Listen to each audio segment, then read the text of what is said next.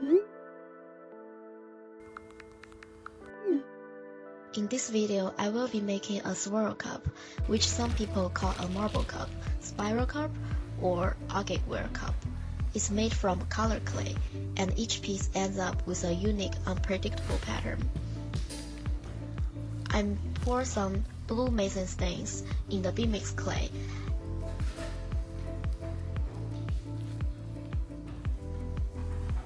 After mixing some mason stains, I wedge the clay thoroughly to ensure the clay is evenly distributed.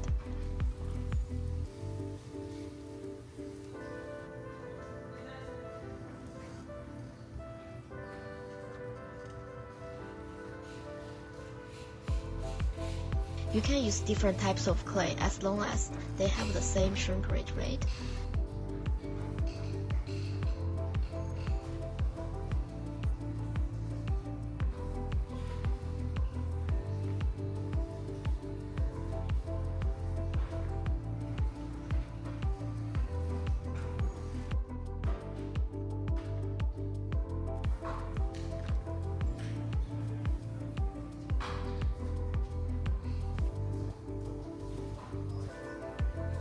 Since this cup is a gift, I'm making a few extras in case something goes wrong along the way, and I will be trying out different techniques to create a unique swirl patterns.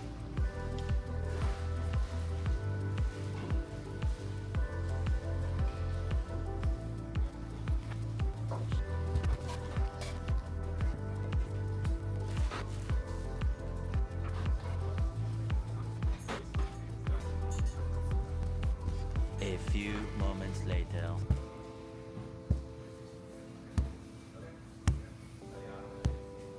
Once the color clay is ready, I slice some B-mix clay and attach it to the color clay. For the first two cups, I'm using the Nerikomi method, which I layer different color clays to create the intricate patterns. I like using a batch system because it makes it easier to trim the inside later. I didn't measure the weight this time, but it's roughly 1 pound.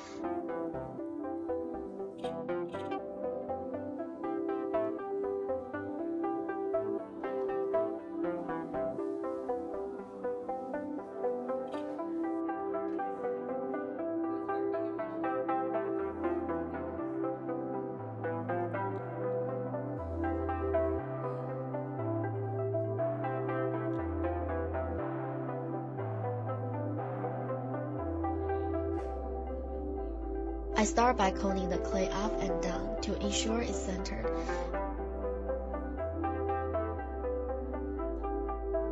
After centering, I slowly open up the clay and pull the walls.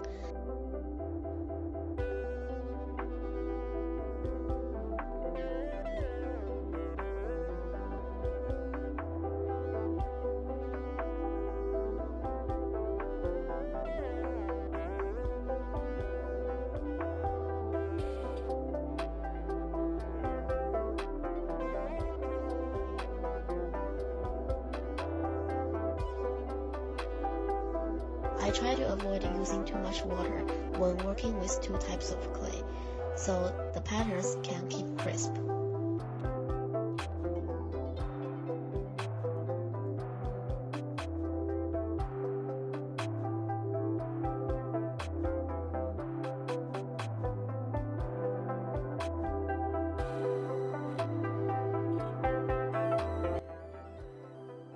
After 3 pulls, I noticed the rim was uneven, so I used a needle tool to trim it.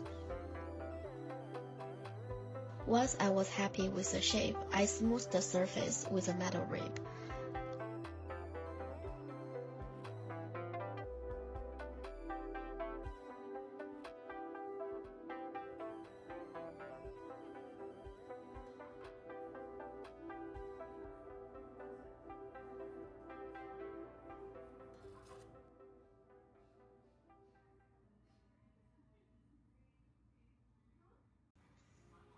For the second cup, I followed the same steps, but made the bottom more rounded for a chubbier look.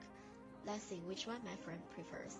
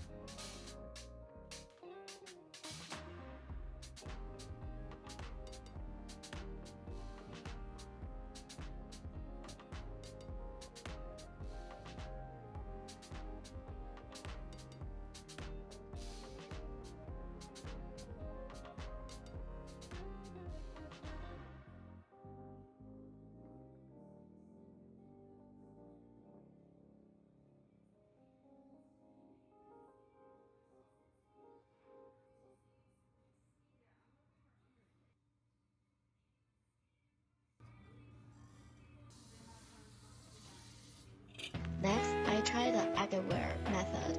I started with 1 pound of B-mix clay, centered it,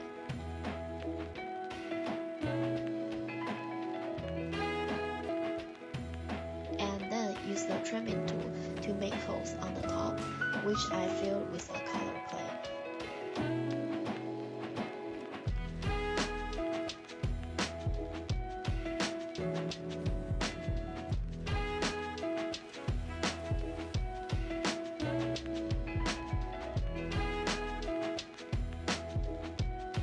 It looked like a colorful carousel.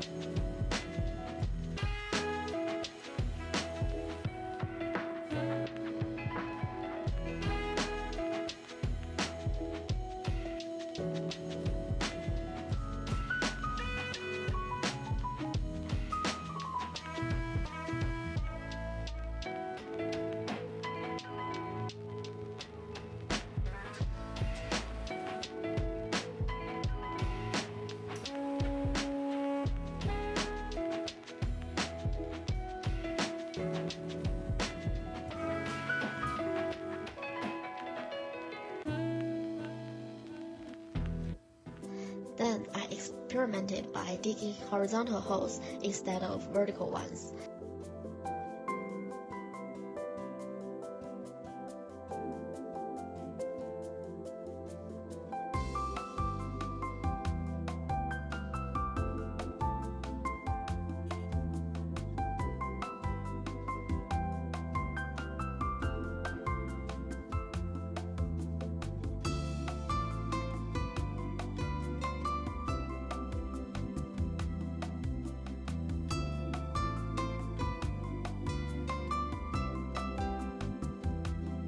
And I also tried randomly digging holes in the cone after I centered the clay.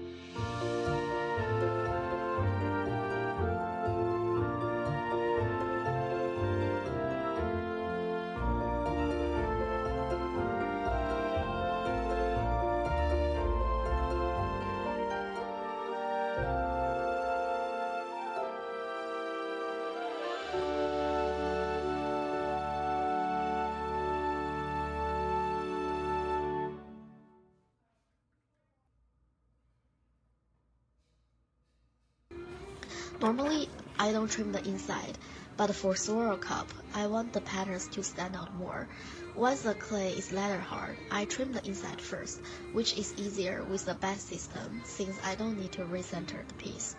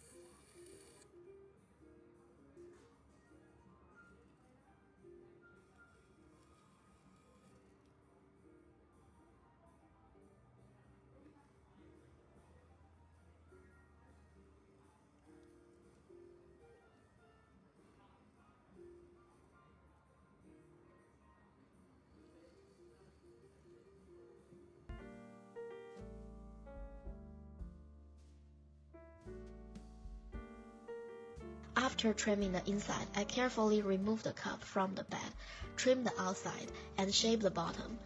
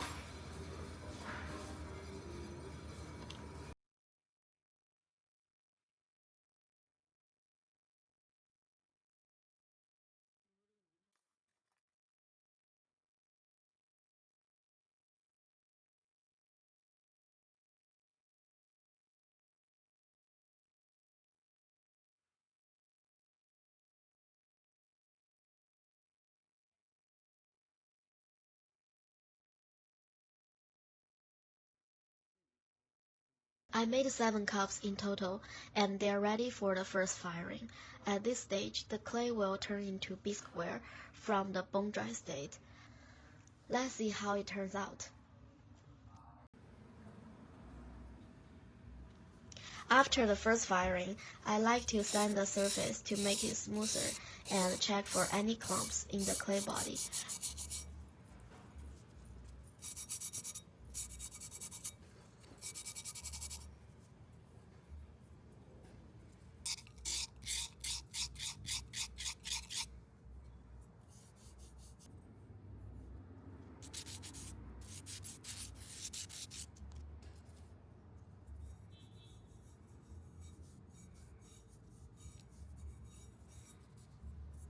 Before glazing, I wipe each piece with a damp sponge to remove any dust.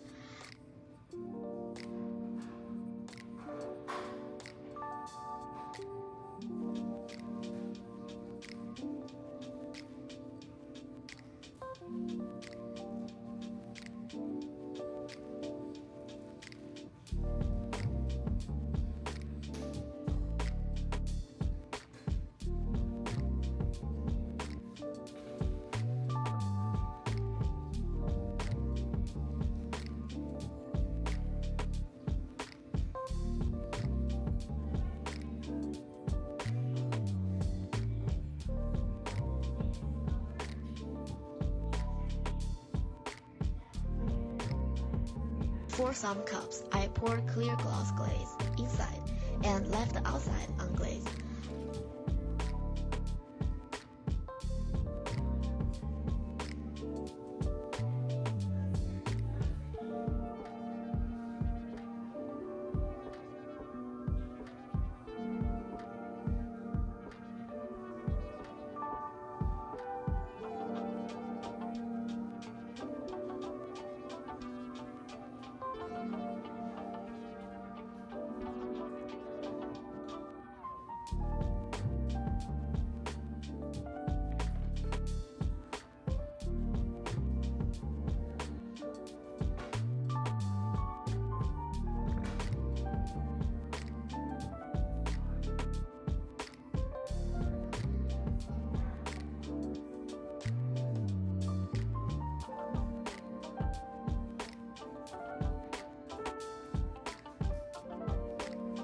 I also tried brushing on glaze using tape to create a clean line on the top. The glaze I'm using is matte clear from Penguin.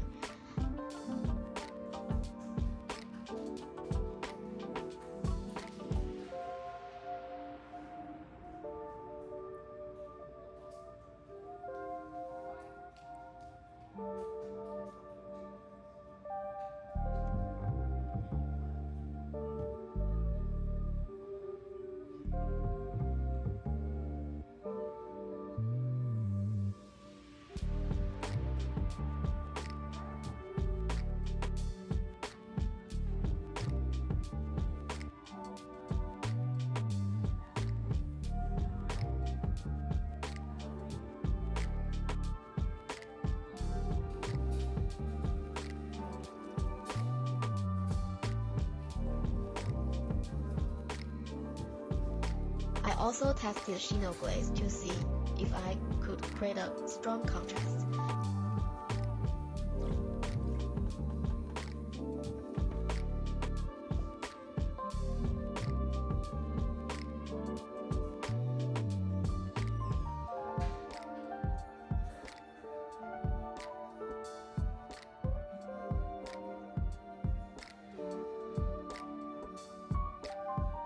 If you are curious about how I made my glaze tiles, check out my previous video.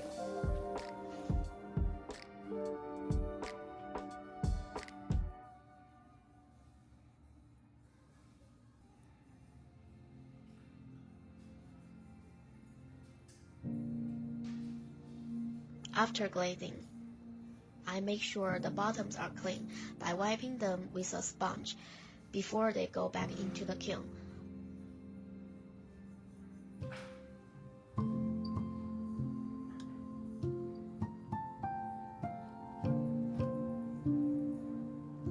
Once they come out of the kiln, there's a last step on my pottery making process. I would love to check the bottom and using sanding block to make sure the bottom is smooth, to avoid scratch any surface.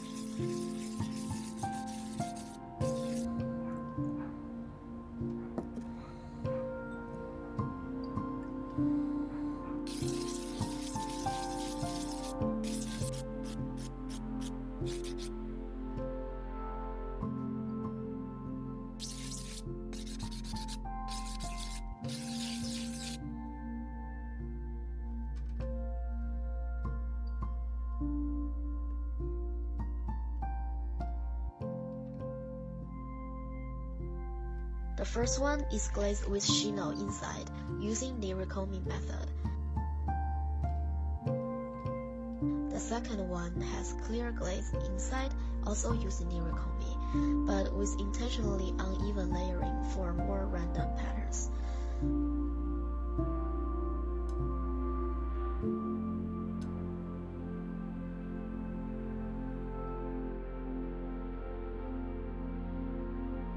The third cup is done with the Agateware method and glazed with matte clear, which left a rough surface that I don't like it.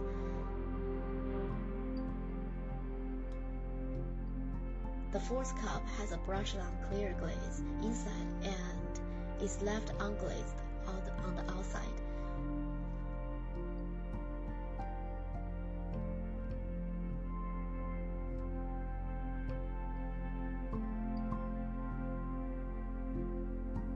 The last cup is glazed with satin white inside and has the top half glazed outside.